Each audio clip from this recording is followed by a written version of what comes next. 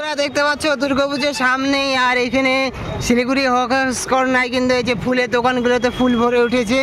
দেখতে পাচ্ছ আমরা এখন কাপড়ের দোকানগুলো রিভিউ দেবো। এই যে ফুলের দোকান, এই দেখতে পাচ্ছ এই পাশে কিন্তু ফুলের দোকান। তা আমরা আছি এই মুহূর্তে ঠাকুরনগর শিলিগুড়ি হকার্স কর্নার জামা কাপড় দোকানগুলো দেখতে পাচ্ছ।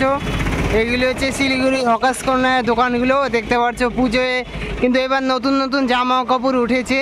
এই যে শিলিগুড়ি আমরা হকার্স কর্নারের দিক দিয়ে যাচ্ছি, দেখতে পাচ্ছ ফ্লাইওভারের সাথে যে রাস্তাগুলো আছে সেদিক দিয়ে যাচ্ছি। এখন রেলগেটের কাছাকাছি যাব।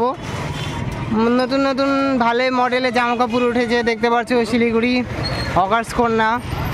এই যে রেলগেটের কাছাকাছি যাবো, প্রচণ্ড ভিড় কিন্তু।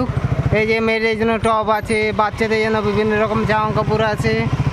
এই যে দেখতে পাচ্ছ এখানে রং বেরঙের কিন্তু ব্লাউজ রয়েছে।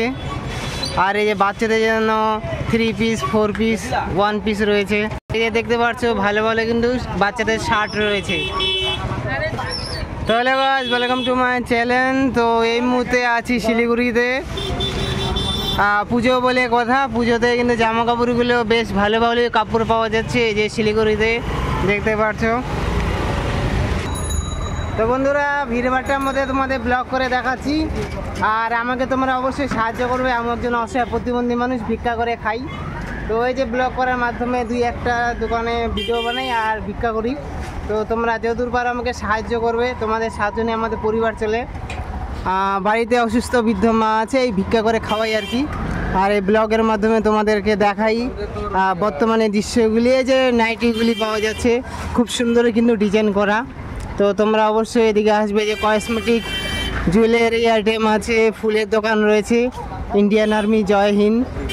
তো এখন ব্লগ করতে করতে মোটামুটি রেলগেটের কাছাকাছি এসে গেলাম, বাড়ি যাব আর কি। বাড়ি যাওয়ার পথে ভাবলাম একটা ব্লগ বানাই দিই।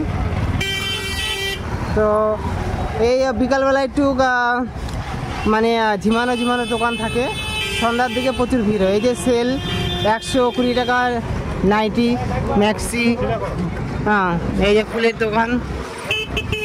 তো এখন রেলগেটে আসি বললাম,